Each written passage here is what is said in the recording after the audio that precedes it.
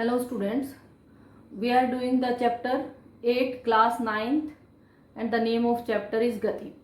In the previous lecture we have discussed about दूरी and विस्थापन. हमने दूरी और विस्थापन के बारे में काफी विस्तार से पढ़ा और आज हम जो पढ़ेंगे वो है एक समान गति, असमान गति, चाल वेग और चाल और वेग में अंतर. अब मैं आपसे एक छोटा सा क्वेश्चन पूछती हूँ कि मान लो कि आप अपने घर से स्कूल आते हैं और एक बच्चा घर से स्कूल की दूरी जो तय करता है वो साइकिल पर तय करता है. मान लो कि टू स्टूडेंट्स हैं, दोनों के घर पास पास सेम ही दूरी पर है, 10 किलोमीटर की दूरी पे है स्कूल से. तो एक बच्चा घर से जो स्कूल आता है वो किस पे आता है? साइकिल पे. ये मान लो साइकिल पर स्कूल आता है. और दूसरा बच्चा वो जो दूरी तय करता है वो कार से तय करता है. तो कौन सा बच्चा जल्दी स्कूल पहुंचेगा? कार से जो बच्चा आएगा वो जल्दी पहुंचेगा स्कूल. आंसर यही है ना, क्योंकि कार से जो आएगा वो जल्दी पहुंचेगा.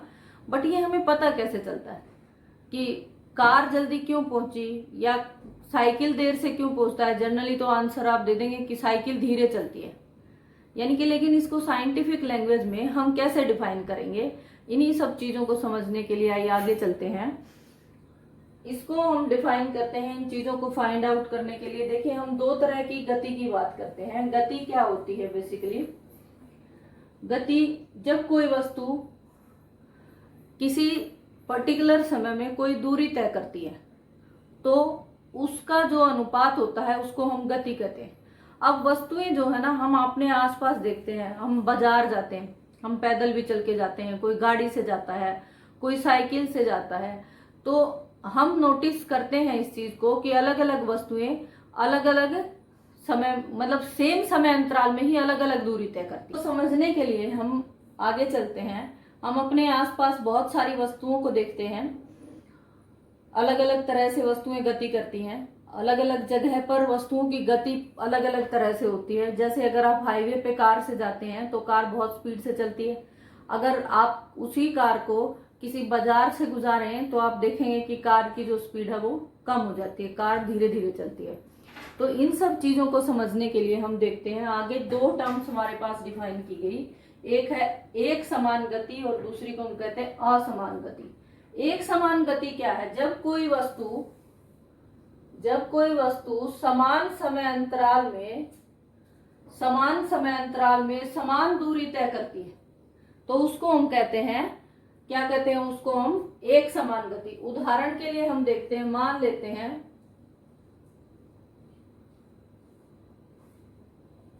उदाहरण के तौर पर मान लो एक कार है. ठीक है, ये एक कार है, ये प्लेस है ए बिंदु, हमने इसको नाम दे दिया. इस बिंदु से चली और उसने एक सेकंड में, कितने में? एक सेकंड में. समय कितना है? एक सेकंड के समय में उसने 50 मीटर की दूरी तय की. कार ने ए से बी बिंदु पर आ गई, वो 50 मीटर की, कितने मीटर की? 50 मीटर की दूरी तय की. फिर उसी कार ने अगले बी से, मान लो सी बिंदु जो है वो भी कितनी दूरी पर है? 50 मीटर की दूरी पर है, बी से सी. ठीक है, और वो दूरी भी उसने एक सेकंड में तय की. यानी कि दूसरे सेकंड में, ये पहला सेकंड था, दूसरे सेकंड में भी उसने क्या की? 50 मीटर की दूरी तय की. फिर अगर वो कार कहीं और पहुंचती है डी बिंदु पर तो ये क्या हो गया? तीसरा सेकंड. टाइम तो थर्ड सेकंड हो गया ना उसका, टोटल टाइम को देखे तो. लेकिन सी से डी का जो समय अंतराल हुआ वो क्या हुआ? एक सेकंड ही हुआ. तो फिर उसने 50 मीटर की दूरी तय की. तो अगर कोई कार ऐसे चल रही है तो इसको हम बोलते हैं एक समान गति. अब इसको देखो, समझने के लिए हम देखते हैं, ये कार है, ये दूरी है. ठीक है, इसको एक उससे बना के देख लेते हैं. चार्ट जो होता है ना हमारा, कि कैसे हम ड्रॉ करते हैं, उससे हम समझने की कोशिश करते हैं. जैसे ये हो गया कार के लिए दूरी और समय. समय पहले लेते हैं, दूरी बाद में. समय और दूरी. अब देखो क्या कहा गया कि कार जो है ना पहले सेकंड में 50 मीटर चली. पहले सेकंड में वो चली 50 मीटर.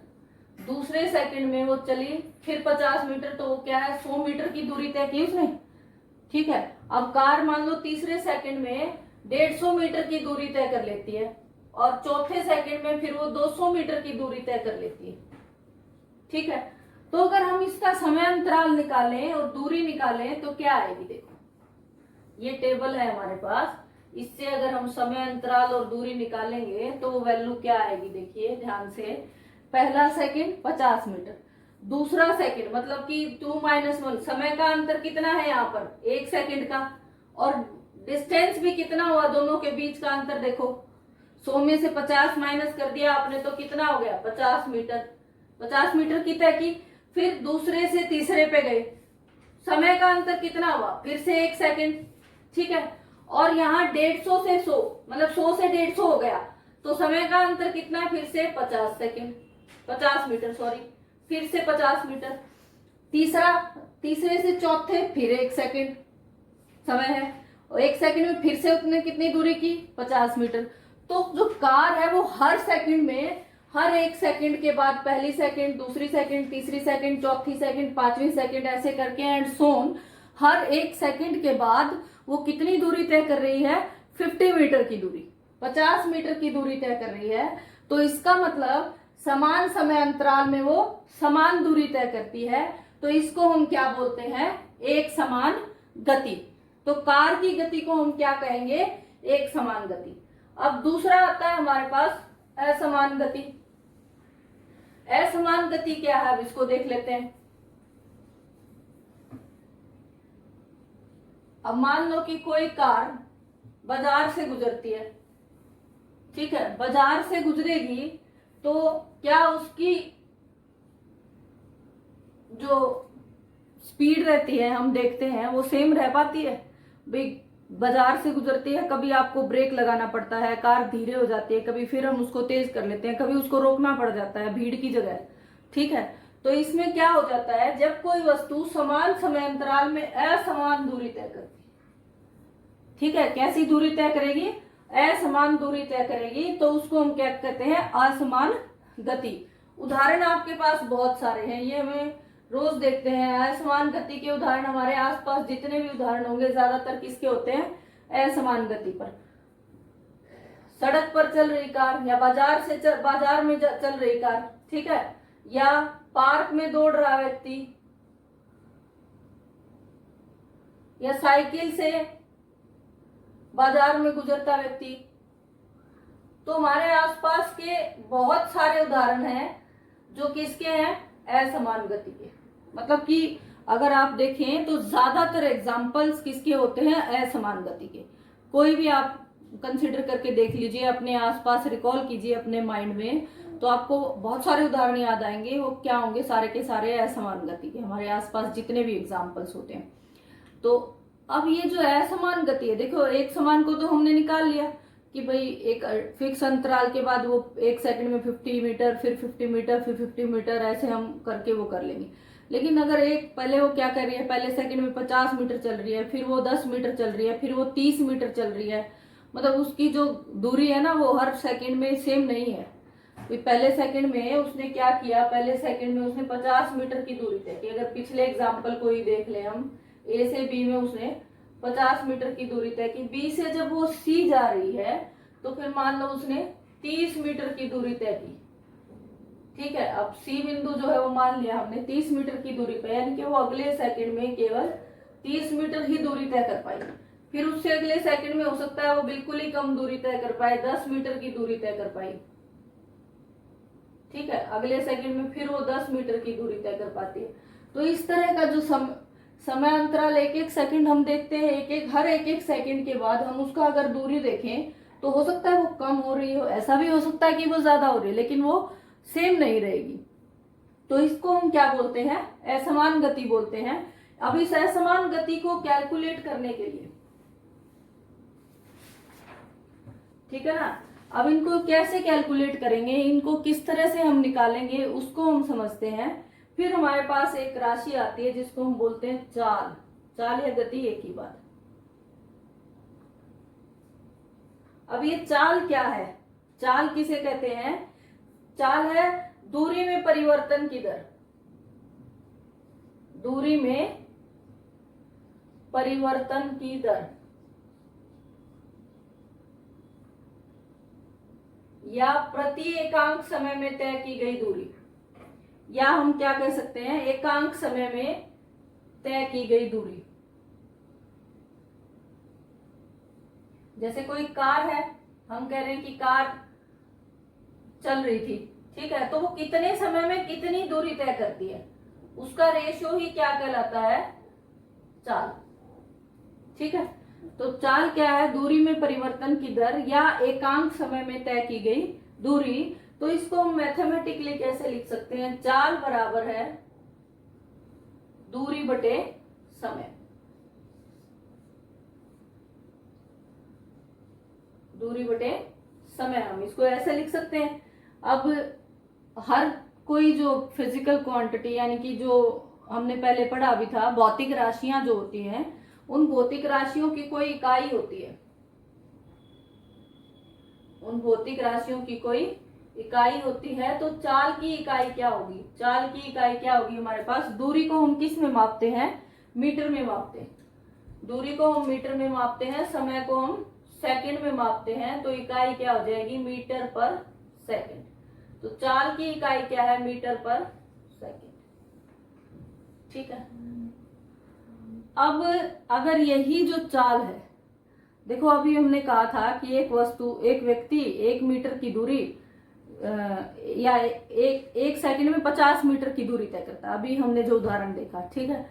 अब मैं उसी उदाहरण में ऐसे लिख दूं कि एक व्यक्ति 1 सेकंड में 50 मीटर की दूरी उत्तर दिशा की तरफ तय करता है, ठीक है ना। अब देखो, ये हो गया हमारे पास पूर्व, पश्चिम, उत्तर और दक्षिण। देखो अभी स्पेसिफाई नहीं था, अभी हमें जो कहा गया था कि एक व्यक्ति 1 सेकंड में 50 मीटर की दूरी तय करता है।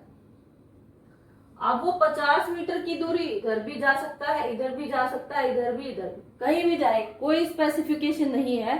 स्पेसिफिकेशन का मतलब क्या है, उसकी कोई दिशा नहीं है। क्या नहीं है, दिशा नहीं है। अब अगर मैं दिशा भी लगा दूं, अगर आपसे कहा जाए कि एक व्यक्ति 1 सेकंड में 50 मीटर की दूरी तय करता है, लेकिन कौन सी दिशा में, उत्तर दिशा में तय करता है, तो अब क्या हो जाएगा, अब उसी में मतलब कि एक राशि आ गई हमारे पास, जिसमें क्या आ गया, दिशा भी ऐड हो गई। तो उस राशि को हम कहते हैं, जब चाल के साथ दिशा को ऐड कर दिया जाए तो उसे हम बोलते हैं वेग। चाल के साथ अगर दिशा को लगा दिया जाता है तो उसे क्या कहते हैं, वेग बोलते हैं। तो अब दूसरी राशि आ गई हमारे पास, क्या नाम आ गया उसका, वेग। अब देखो चाल में कोई दिशा नहीं थी, तो चाल कैसी राशि है, हमने पहले 2 राशियां पढ़ी थी पहले चैप्टर में। पहला जो लेक्चर था इस चैप्टर का, उसमें हमने पढ़ा था सदिश राशि और अदिश राशि, और बहुत अच्छे से उसको समझा था। सदिश और दूसरा क्या है, अदिश। सदिश का मतलब है कि जिसकी दिशा होती है, और अदिश का मतलब है जिसकी दिशा नहीं होती। तो अभी जो उदाहरण जो पढ़ा था हमने कि एक व्यक्ति 1 सेकंड में 50 मीटर की दूरी तय करता है, कहीं भी किसी भी दिशा में करे, कोई स्पेसिफिकेशन नहीं है, तो उस केस में हम क्या निकालते हैं, चाल को निकालते हैं। चाल क्या होता है, दूरी में परिवर्तन की दर या एकांक समय में तय की गई दूरी। तो चाल कैसी राशि आई हमारे पास, चाल एक अदिश राशि है। ये बात आप ध्यान रखें, चाल एक अदिश राशि है, लेकिन अगर चाल के साथ दिशा को लगा दिया जाए तो वो क्या हो जाएगी, सदिश हो जाएगी। और सदिश हो जाएगी तो उसका नेम क्या हो जाएगा, वेग। नाम क्या हो जाएगा उसका, वेग। और वेग को कैसे डिफाइन करेंगे, एकांक समय में तय किया गया विस्थापन। एकांक समय में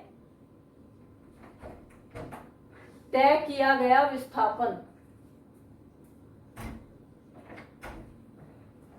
अब विस्थापन क्या होता है, विस्थापन और दूरी का अंतर भी हम अच्छे से लास्ट लेक्चर में समझ चुके हैं। ठीक है, विस्थापन और दूरी को हमने, अगर किसी को नहीं समझ आया है या नहीं देखा है तो दोबारा से लेक्चर 2 देख लें। तो वेग क्या है, एकांक समय में तय किया गया विस्थापन। और इसको हम कैसे लिखेंगे, इसको अगर मैथमेटिकली लिखना पड़ा तो हम क्या लिखेंगे, विस्थापन बटा समय, विस्थापन बटे समय, ये आ गया वेग। अब वेग की इकाई क्या होगी, इकाई क्या होगी, इकाई यानी कि उसको किस में मापा जाता है, इकाई का मतलब है उसका मात्रक, उसको किस में मापेंगे, तो वेग की इकाई होगी मीटर पर सेकंड, वेग की इकाई क्या होगी, मीटर पर सेकंड। समझने के लिए हम कुछ और क्वेश्चंस को देखते हैं कि कैसे चाल और वेग को कैसे हम निकालेंगे। अब देखिए, मैंने आपको कहा कि हम अपने आसपास जो ज्यादातर वस्तुएं हैं उनको कौन सी गति में देखते हैं, असमान गति में, ठीक है। वो क्या, अब औसत चाल क्या होती है, औसत चाल है तय की गई कुल दूरी, तय की गई कुल दूरी, मतलब कि अगर कोई वस्तु हम कहें कि पहली सेकंड में वो 50 मीटर चली, दूसरी में 30 मीटर चली, तीसरी में 10 मीटर चली, तो हम सबको क्या करेंगे, जोड़ देंगे हम, ठीक है, कुल दूरी बटे कुल समय, कि कुल जो समय लिया उसने वो कितना लिया, यानी कि हम यहाँ इसको लिखते, इंग्लिश में इसको हम स्पीड बोलते हैं, स्पीड, चाल को इंग्लिश में क्या बोलते हैं, स्पीड। और ये क्या आ गया हमारे पास, दूरी, डिस्टेंस, एस बटा टी, ये एक फॉर्मूला आ गया। एक लड़का है, वो एक तालाब में तैरता है और तालाब की जो लंबाई है ना वो कितनी है, 90 मीटर। ये एक तालाब है और इस तालाब की लंबाई कितनी है, 90 मीटर है, ठीक है। वह एक सिरे से दूसरे सिरे पर सरल रेखीय पथ पर जाता है, सरल रेखीय मतलब सीधी रेखा, यहां से ए सिरा, ए बिंदु मान लिया और ये बी बिंदु मान लिया, वो एक सीधी रेखा में चला जाता है और फिर वापस आता है। अगर वो यहां से जाएगा और उसी बिंदु पर वापस आएगा तो पहली बात तो वो कितनी दूरी तय करेगा, 90 प्लस 90, 180 मीटर, है ना। दूरी कितनी हो जाएगी, दूरी बराबर है 180 मीटर। क्या कहा गया, रवि एक बच्चा है, वो क्या करता है, एक तालाब में तैर रहा है, कैसे, सरल रेखीय पथ में, सीधी रेखा में, एक बिंदु ए से बिंदु बी तक टोटल दूरी कितनी है उसकी, तालाब की लंबाई जो है 90 मीटर है, तो वो ए से बी तक जाता है, फिर वो वापस आ जाता है, तो कुल दूरी कितनी हो गई, 90 प्लस 90, 180 मीटर, ठीक है। अब उसने आपसे क्या पूछा, जो ये 180 मीटर की कुल दूरी है वो कह रहा है कि वह कुल दूरी 1 मिनट में तय करता है, 1 मिनट में तय करता है। तो समय कितना दे दिया आपको, 1 मिनट, मतलब वो चला भी गया और वापस भी आ गया, 1 मिनट के अंदर वो क्या है, यहां भी चला गया और यहां से वापस भी आ गया, ठीक है। इतनी दूरी उसने 1 मिनट में तय कर ली, तो उसका औसत वेग और औसत चाल ज्ञात करें। अब आपको क्या कहा गया है, औसत चाल, और दूसरा क्या कहा गया, औसत वेग,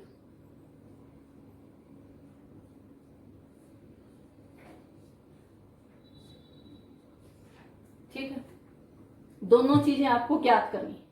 तो अब देखिए, ए से बी गया, दूरी आ गई हमारे पास, टोटल बी से आया 180 मीटर। तो औसत चाल देखते हैं सबसे पहले। औसत चाल बराबर है कुल दूरी यानी कि 180 मीटर बटे कुल समय। समय 1 मिनट दे रखा है, तो मिनट को हम किस में बदलेंगे, हमने जब इकाई ज्ञात की है चाल की, तो चाल की जो इकाई आई थी वो क्या आई थी, मीटर पर सेकंड, ठीक है। तो अगर हम मीटर में दूरी को लेंगे तो हम समय को किस में लेंगे, सेकंड में। तो समय को हम 1 मिनट में क्या होते हैं, 60 सेकंड, 1 मिनट में 60 सेकंड होते हैं, तो इसका मतलब समय कितना हो गया, 60 सेकंड। तो समय हमारे पास है, औसत चाल बराबर है कुल दूरी 180 बटे 60, तो ये आ गया 3 मीटर पर सेकंड, यानी कि वो 3 मीटर पर सेकंड की चाल से चला, ठीक है ना। उसने हर सेकंड में पहले सेकंड में 3 मीटर, दूसरे में वो ऐसे अंतराल में 3, तो 6 मीटर पर सेकंड, मतलब ऐसे करते करते वो उसने पूरा डिस्टेंस तय किया, यानी कि हर सेकंड मतलब पहला सेकंड, दूसरा सेकंड, तीसरा सेकंड, चौथा सेकंड, पांचवा सेकंड, ऐसे करते करते, ठीक है। तो उसने हर एक सेकंड में 3 मीटर प्रति सेकंड की जो चाल है, जो स्पीड है, उससे उसको दूरी को तय किया। फिर आता है वेग। अब वेग क्या आएगा, देखो वेग मैंने आपको जब फार्मूला लिखा तो हमने क्या लिखा, वेग बराबर है विस्थापन, वेग बराबर है विस्थापन बटे समय। अब विस्थापन क्या होता है भाई, ये आपने पहले सुना होगा अच्छे से, विस्थापन बटे समय। तो विस्थापन को अगर ध्यान हो तो क्या लेते हैं कि स्मॉलेस्ट डिस्टेंस है उस बिंदु से जहां आप चले हो, मतलब उस जिस स्थान से आप चले थे उस स्थान से सबसे कम दूरी कौन सी होगी। अब यहां से आप चले थे, यहां पहुंच गए और यहां से फिर वो वापस आ गया, तो दूरी कितनी रह गई, 0। विस्थापन तो है ही नहीं, दूरी तो है, सॉरी विस्थापन नहीं है। इस बिंदु से चला था और इसी पर वापस आ गया, तो विस्थापन क्या है, 0। अब 0 बटे समय आप कोई भी लें तो वेग क्या आ गया, 0। वेग क्या हो गया, 0। ठीक है, ये क्वेश्चन था आपका। इसी तरह से और भी क्वेश्चंस हैं जो हम देखेंगे बाद में। अभी हम एक और चीज डिस्कस कर लेते हैं इसमें मेन, वो क्या है, चाल और वेग में अंतर। ये क्वेश्चन आ जाता है आपका, जैसे हमने दूरी और विस्थापन में अंतर देखा था, ऐसे ही चाल और वेग में अंतर। क्या अंतर है चाल और वेग में, ठीक है। सबसे पहले तो आप इसकी परिभाषा लिखें। परिभाषा क्या थी, एकांक समय में तय की गई दूरी। तो पूरी परिभाषा लिखें, उसके बाद आप लिख सकते हैं चाल क्या है, दूरी बटे समय, ठीक है, दूरी बटे समय। और अगर वेग को आप लेंगे तो वेग क्या होगा, वेग बराबर है विस्थापन बटे समय, प्रति एकांक समय में तय किया गया विस्थापन। तो वेग किसके इक्वल होगा, वेग बराबर है विस्थापन बटे समय।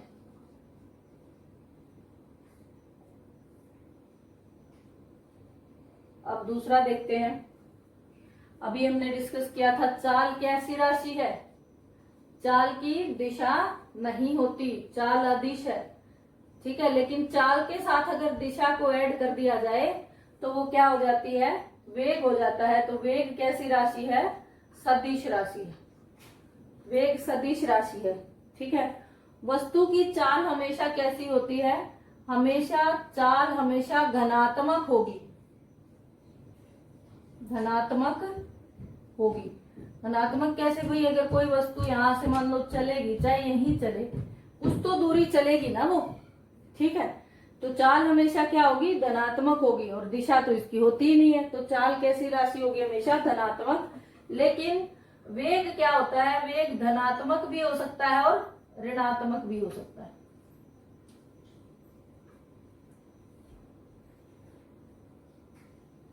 क्योंकि वेग के साथ क्या है, क्या लगा हुआ है, वेग के साथ विस्थापन।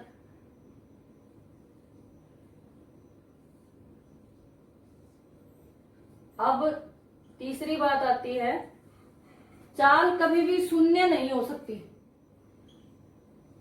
शून्य नहीं हो सकती। क्यों नहीं हो सकती, कुछ तो दूरी तय करेगी ना वस्तु, अगर चलेगी तो मूव करेगी तो कुछ तो दूरी तय करेगी ही करेगी, ठीक है। लेकिन ये क्या हो सकता है, शून्य हो सकता है। अभी निकाला था ना उदाहरण में हमने, अगर कोई वस्तु वापस उसी जगह पर आ जाती है तो हम वेग को क्या कर सकते हैं, वेग क्या हो जाएगा, शून्य हो सकता है, ठीक है। तो ये है हमारा आज का चैप्टर। कौन सा वेग शून्य होगा, औसत वेग। औसत वेग क्या हो सकता है, औसत वेग शून्य हो सकता है, ठीक है। ये आप देख लें। और इसके बाद इसके ऊपर कुछ न्यूमेरिकल्स होंगे, फार्मूले के ऊपर बेस्ड, इसके डायरेक्टली मिलते हैं आपकी क्लास में। तो मोस्टली औसत चाल निकालनी है तो कुल दूरी निकालें, कुल समय निकालें, भाग